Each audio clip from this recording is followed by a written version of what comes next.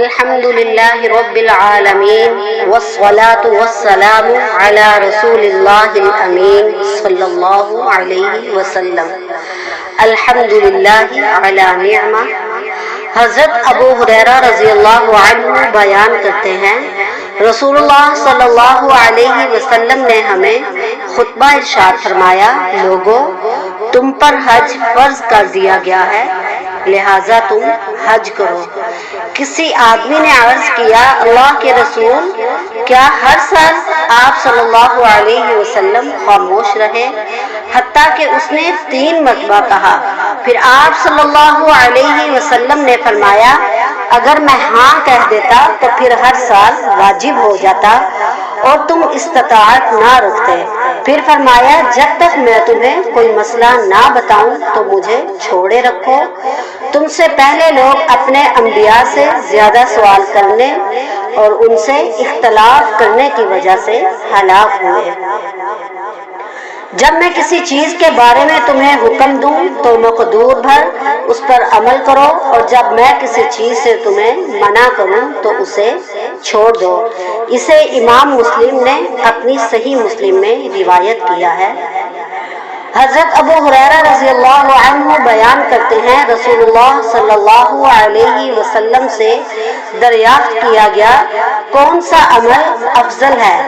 آپ صلی اللہ علیہ وسلم نے فرمایا، اللہ اور اس کے رسول پر ایمان لانا۔ عرض کیا گیا، پھر کون سا؟ آپ صلی اللہ علیہ وسلم نے فرمایا، اللہ کی راہ میں جہاد کرنا۔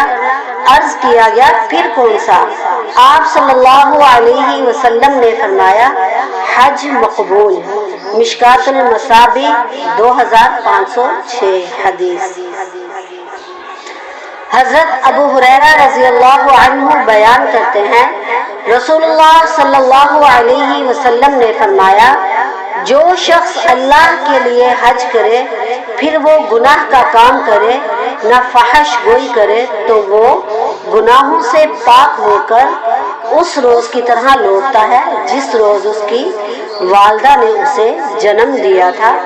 مشکات المصابیح حدیث نمبر 2507۔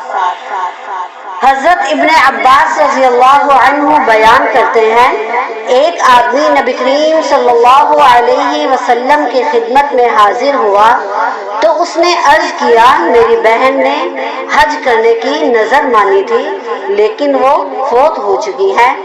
تو نبی صلی اللہ علیہ وسلم نے فرمایا، اگر اس پر قرض ہوتا تو کیا تم اسے ادا کرتے؟ اس نے عرض کیا، جی ہاں۔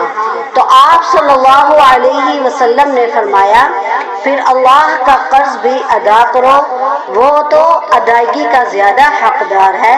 مشکات المصابیح حدیث نمبر 2512۔